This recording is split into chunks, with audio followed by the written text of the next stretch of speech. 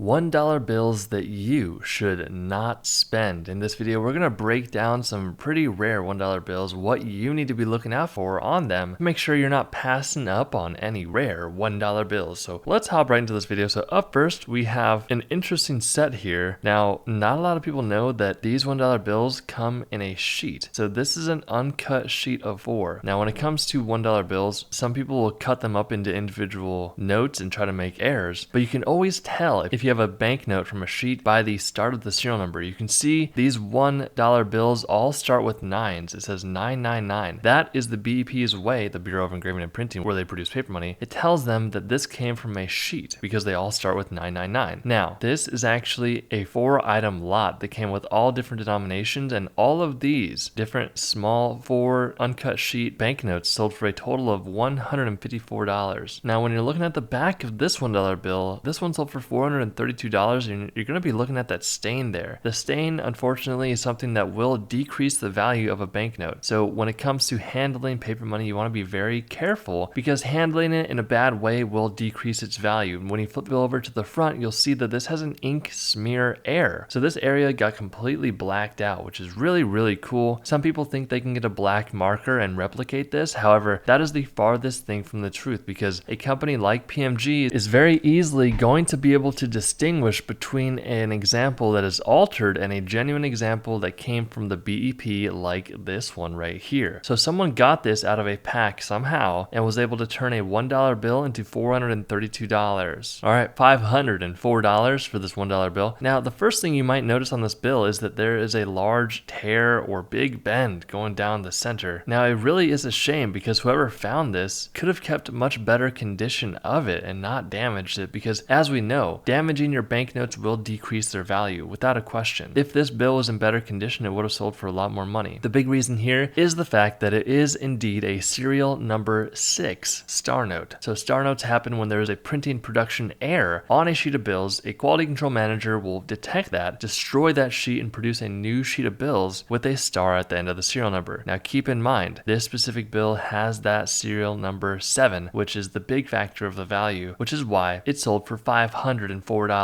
All right, so $676.80 for this $1 bill. Here's the thing, this 1988 $1 bill is a star note, we know that. Now keep this in mind, a lot of the time star notes are not that rare, even though some people may put them out to be. The reason why this one sold for so much money is because this note is listed as the rarest $1 star note on one of the best books when it comes to collecting rare star notes like this. This came from a run where there were not many heirs, so there are not many of these star notes produced. Like we said before, it really comes down to supply and demand. If a note was produced like this and there's not that much of them out there, it's simply going to be worth more money versus if they were printed into the ground. So all you got to know here is that if you have a 1988 star note like this one, keep your eyes peeled because this one sold for $676.80. When you're looking at the front of this 1977 $1 bill, you see that the third and final print, which is the overprint, is completely missing. This is a bill that sold for $900, and when you're looking at the back of the bill, you can see that the overprint was accidentally printed on the back. Now, to add another layer of value to this $1 bill, this is what we call a Natick test paper note. So even if your Natick test paper note does not have an error on it like this, it still will be worth good money. So how do you know if you have a Natick test paper note? It's got to be a 1977A within the range of E7600001H through 8064000H. The US wanted to experiment on different types of paper, so what they did was they tested this Natick test paper note to see how it would hold up in circulation. Long story short, if you have a 1977 bill, make sure that it's within that range that I said on this video, and you might have a Natick test paper note. This example right here is a genuine United States $1 bill silver certificate from 1928. So back in the day, you could bring a banknote like this to your local bank, and in exchange, they would give you actual silver back. You can see at the bottom center of the bill, it says $1 silver